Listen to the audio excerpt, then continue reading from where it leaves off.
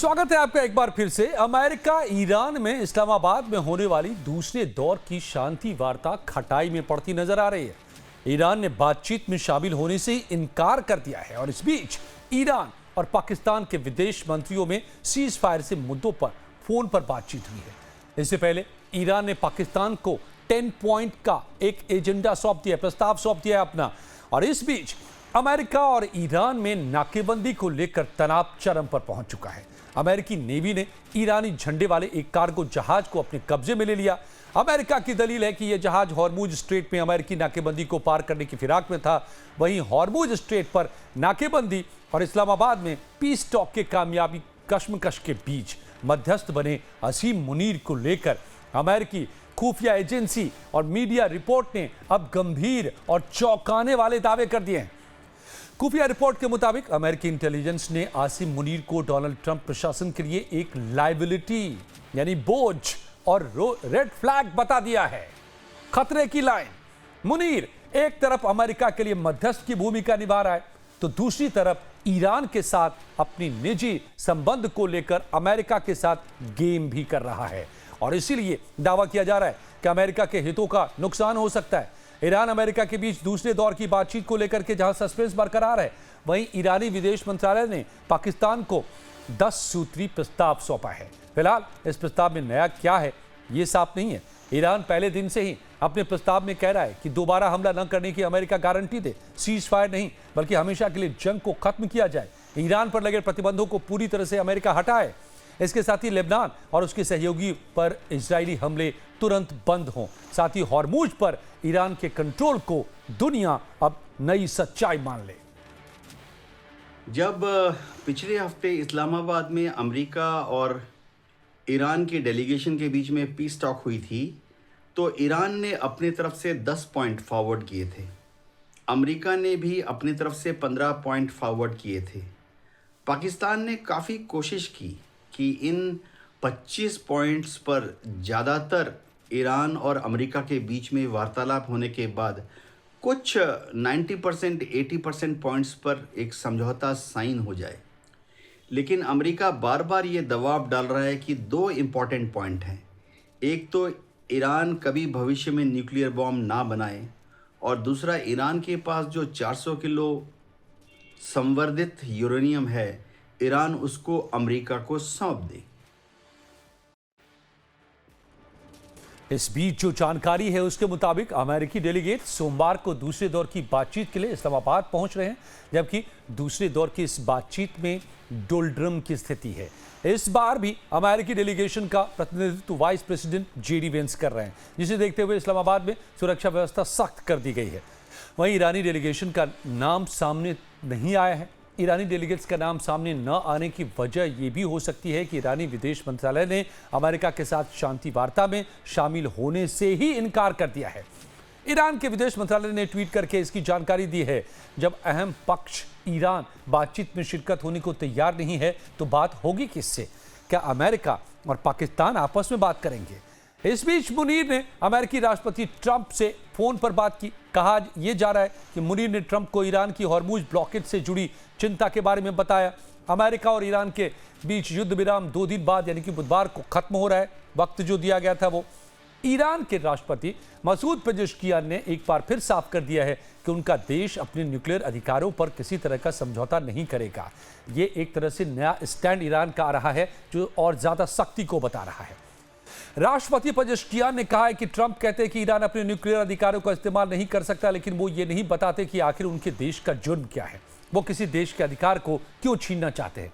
लिहाजा बातचीत पे इस मामले पर भी गतिरोध की आशंका है। ऐसे में अहम सवाल ये है कि क्या शांति वार्ता फेल माना जाए, क्या बातचीत यहीं पर रुक जाएगी?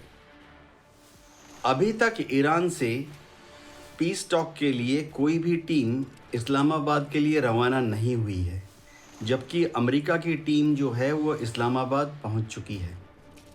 ऐसे में पाकिस्तान की एस्टेब्लिशमेंट थोड़ी सी चिंतित है और बार बार तेहरान को संपर्क में लिया जा रहा है और उनको कहा जा रहा है कि वह आज रात तक या कल सुबह तक ईरान की टीम को बातचीत के लिए इस्लामाबाद भेज दें।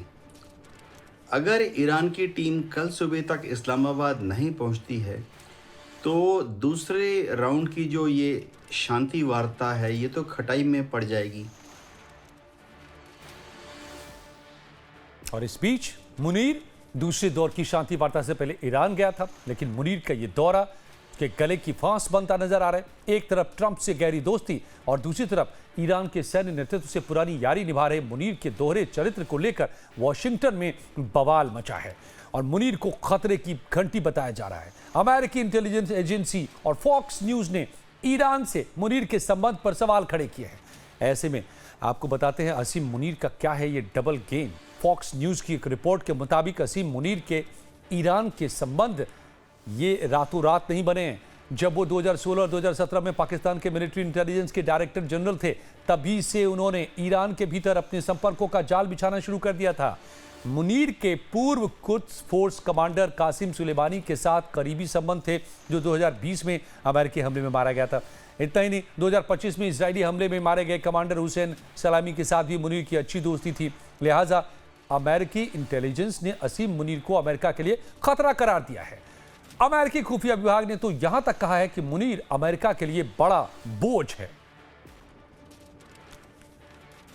अभी जब आसिम मुनीर ईरान गए थे तो उन्होंने लगातार ईरान में इस तरह का एक माहौल बनाने की कोशिश की कि ईरान के लोग थोड़ा शांत हो जाएं, ईरान के लोग थोड़ा नरमी से अमेरिका के कुछ पॉइंट्स को मान जाएं, ताकि अमेरिका जो है इस बैठक के लिए इस्लामाबाद आने के लिए तैयार हो जाए। अब अमेरिका को भी शक होने वाला है कि क्या आसिम मुनीर इस तरह की दोगली बातें करके कहीं अमेरिका को तो झांसे में नहीं डाल रहे। ईरान को तो पहले से ही पाकिस्तान के ऊपर और आसिम मुनीर के ऊपर थोड़ा सा शक था कि शायद Asim Munir in peace talk के बदौलत ईरान को अमेरिका की गिरफ्त में फंसा रहे हैं और उसका जो रिवार्ड आसिम मुनीर को मिलेगा, उसका जो रिवार्ड पाकिस्तान को मिलेगा, वो पाकिस्तान अपने पास ही चुपचाप इस्तेमाल कर लेगा। तो भले मुनीर पीस ब्रोकर बनकर अमेरिकी राष्ट्रपति ट्रंप से करीबी दिखा रहा है, लेकिन वो ट्रंप के आस्तीन का सांप ही हो सकता है। इतना ही नहीं, अमेरिका ईरान पीस टॉक में मुनीर को जिस तरीके से अपने आप को पेश किया है, उसे देखकर लगता है जैसे पाकिस्तान में शहबाज शरीफ की सरकार की ताकत खत्म हो चुकी है और मुनीर के ही रहमो करम पर अब पाकिस्तान चल रहा है। तो फिर क्या स्थिति है और क्या होने वाला है? क्या ये पीस टॉक आगे बढ़ने वाला है या यहीं पर आकर पीस टॉक का दौर खत्म होता नजर आ रहा है? मेरे साथ खास मेहमान जुड़े हुए हैं, आइए इसको समझते हैं और मुनीर का क्या डबल गेम हो सकता है। Retired major Samarpal Toor sahab, defence expert, और retired group captain U K Devnath sahab, defence expert, मेरे साथ जुड़े हुए। आप दोनों का बहुत बहुत स्वागत है। अभी मैं देवनाथ साहब आपकी बातों को मैं सुन रहा था, तो इस वक्त शुरू करते हैं मेजर समरपाल साहब से। तूर साहब, ये क्या हुआ? एक तरफ अमेरिकी टीम पहुंच रही है इस्लामाबाद और ईरान का कहीं अता पता ही नहीं है। मुनीर साहब 4 दिन तक बैठे रहे तेहरान में, क्या कर रहे थे आसिम मुनीर? एक खुलासा करना चाहूंगा कि ये जो पिछली इस्लामाबाद की पीस टॉक्स हुई थी, तो उसमें जब ईरान का डेलीगेशन की रवानगी हुई थी इस्लामाबाद से वापस ईरान के लिए, तो रोस्टर में पहले बताया गया था कि तेहरान के एयरपोर्ट पे उतरना है, तेहरान इंटरनेशनल एयरपोर्ट पर। ऐन वक्त पे उन्होंने पूरा दिशा चेंज की और मशाद एयरबेस है और नॉर्थ ईस्टर्न ईरान में, जो कि तुर्कमेनिस्तान वाली साइड है, तो वहां पे इन्होंने लास्ट मोमेंट में लैंडिंग की है और वहां से सारे जो लीडर्स थे ईरान के, जो ये शांति वार्तालाप के लिए आए थे, कोई बाई रोड गया है, कोई बाय पब्लिक ट्रांसपोर्ट गया है, कोई वहां पे बाय डिफरेंट मींस या पर्सनल ट्रांसपोर्ट के तौर पे कोई ट्रेन से गया है। तो देखें, इतना भी भरोसा ईरान को नहीं है, पाकिस्तानियों पे भी कोई भरोसा नहीं है, और ऊपर से देखें ये एक ढोंग चल रहा है शांति वार्तालाप को लेके। क्योंकि देखें, जब एक मुल्क ने अपने करोड़ों डॉलर फूंक दिए हैं अपने सिपाहियों को मोबिलाइज करने में, अपने एसेट्स और अत्याधुनिक वेपन सिस्टम्स को इस मुल्क के ऊपर, है ना, होमोन कर दिए हैं। और ये कौन सा मुल्क है? ईरान वो मुल्क है जो 13 आतंकी संगठनों की फंडिंग कर रहा है, उनको सपोर्ट कर रहा है, जिसकी वजह से पहली शांति वार्तालाप में पहली शर्त ये रखी गई थी कि लेबनान में सीज फायर होना चाहिए, क्योंकि उसे बर्दाश्त नहीं हो रहा था जिस तरीके से या इजराइल डिफेंस फोर्सेस ने हिजबुल्लाह को तहस महस करके रख दिया। तो ये और सबसे इस सब के बीच नजदीकी में तूर प्रॉक्सी साहब, ईरान की। जी जी, इस सब के बीच में सवाल यह है कि क्या आसिम मुनीर डबल गेम तो नहीं खेल रहे हैं? देवनाथ साहब, मैं आपके पास फिर से आता हूं। तूर साहब, देवनाथ साहब, क्या क्या चल रहा है? मतलब पाकिस्तान की फितरत के बारे में दुनिया को पता है। खुद अमेरिकी इंटेलिजेंस ने कुछ दिनों पहले एनुअल रिपोर्ट में यह बताया था कि पाकिस्तान अब यूएस के लिए थ्रेट बन चुका है। लेकिन अब ट्रंप साहब को कोई मिला नहीं मध्यस्थता कराने के लिए, सबने किनारा कर लिया, तो डाकिया बनाया मुनीर को। लेकिन क्या मुनीर ही तो डबल गेम नहीं कर रहे? अजय जी, डिप्लोमेसी में अक्सर ऐसा होता है कि आपको थोड़ा सा डबल गेम खेलना पड़ता है। तो जो भी मध्यस्थ होता है उसे पार्टी ए के साथ भी नजदीकियां बनानी पड़ती है, और जो भी मध्यस्थ होता है उसको पार्टी बी के साथ भी नजदीकियां बनानी होती है। अब सवाल है कि क्या वो ये नजदीकियां ईमानदारी से बना रहा है, ये है कुल मिला के मुद्दा। अगर आसिम मुनीर ईरान के साथ नजदीकियां बढ़ा रहे हैं और ईरान को इन्फ्लुएंस करके अमेरिका के साथ कल टेबल पर बिठाने की कोशिश कर रहे हैं, तो शायद ये ईमानदार कोशिश होगी। लेकिन अगर वो ईरान के साथ, ईरान के जो टॉप मिलिट्री लीडरशिप है उनके साथ मिलकर अमेरिका के विरुद्ध कोई चाल लड़ रहे हैं, तो फिर वही होने वाला है जो कि फॉक्स न्यूज ने कहा है। आसिम मुनीर जो है बहुत ही ग्रेट गैम्बलर हैं। जब वो आर्मी चीफ बने थे तो उन्हें 3 4 5 लोगों को सुपरसीड करना पड़ा था। तो इस खेल में वो बहुत एक्सपर्ट हैं कि किस तरह से 2 या 3 अलग अलग पार्टीज को, जो कि आपके इंटरेस्ट की हैं, जी, स्टेक होल्डर्स हैं, उनको कैसे हैंडल किया जाए। जाहिर बात है उन्होंने अमेरिका को पहले से ही बता दिया होगा कि वह ईरान जा रहे हैं और किन किन मुद्दों पर ईरान से बात कर रहे हैं। अमेरिका भी एक नजर रखेगा कि कहीं दगाबाजी, पीठ में छुरा घोंपने वाली बात या दुमुही दुधारी तलवार का इस्तेमाल तो नहीं करेंगे।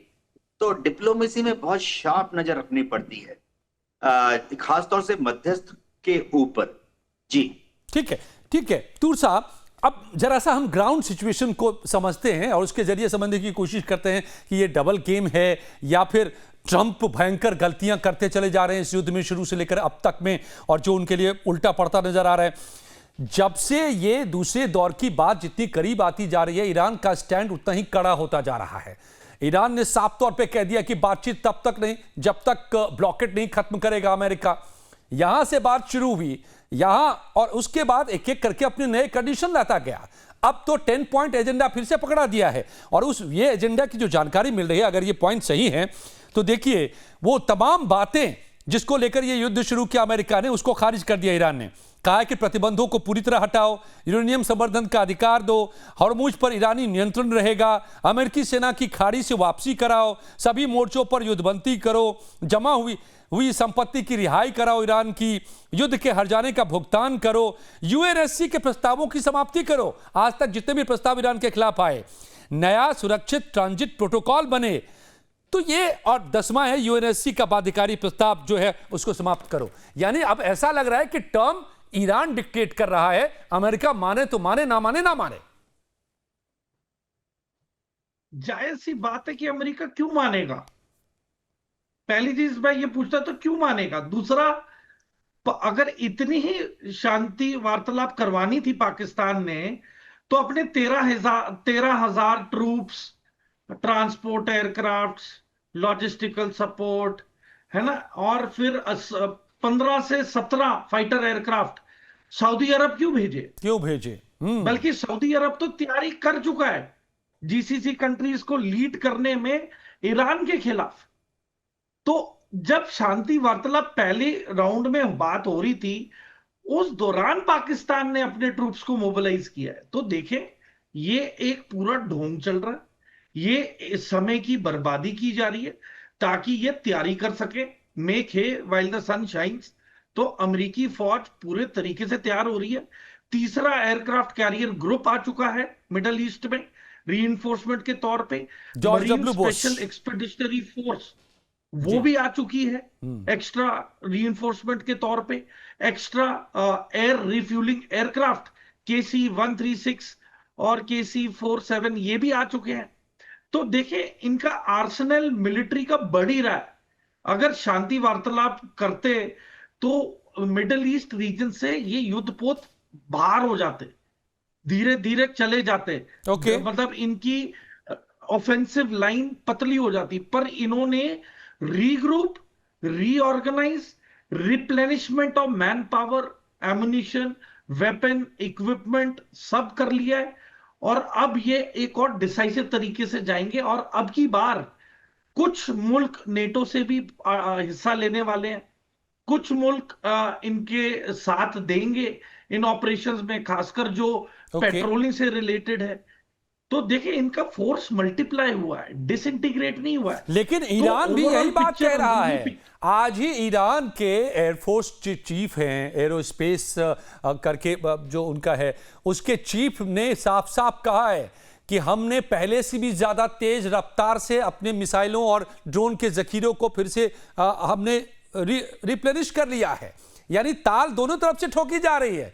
तो देवनाथ साहब, अब आलम यह है, इस वक्त की तस्वीर यह है कि इस्लामाबाद में पहुंच रहे हैं, अमेरिकी टीम पहुंच रही है, ईरान का अता पता नहीं है, दोनों मैदान में ताल ठोक रहे हैं। होने क्या वाला है? जी हाँ, देखिए अभी पाकिस्तान के प्रधानमंत्री, पाकिस्तान के विदेश मंत्री वो बार बार फोन कर रहे हैं ईरान में। आसिम मुनीर भी 4 दिन तक ईरान में थे। शायद आज रात तक या कल सुबह तक ईरान की टीम, जो कि अभी तक डिक्लेयर नहीं हुई है, पहुंच जाए। क्योंकि ईरान को बातचीत तो करनी ही पड़ेगी। इसका सबसे बड़ा कारण यह है कि अमेरिका में डोनाल्ड ट्रंप और पीट हेग्सेट ने 2 बयान दिए हैं कि अगर बातचीत सक्सेसफुल नहीं हुई, यानी बातचीत अगर नहीं हुई, फिर तो बातचीत फेल हो ही गई, तो फिर बुधवार से वो फिर से ईरान की बमबारी करने के लिए तैयारी कर रहे हैं।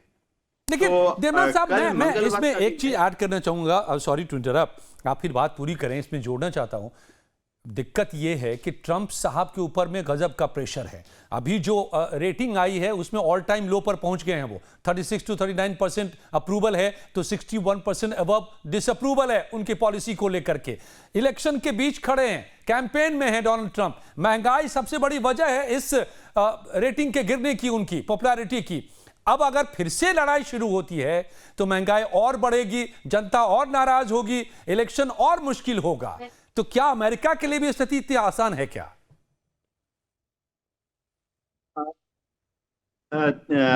अजय जी, होता ऐसे है कि अगर डोनाल्ड ट्रंप आज कहते हैं कि बमबारी नहीं करेंगे, फिर अमेरिका में उनका जो रिपब्लिकन पार्टी का सपोर्ट बेस है, उनको लगेगा कि डोनाल्ड ट्रंप ने तब युद्ध का मैदान छोड़ दिया जब ईरान शायद अपर हैंड पर था।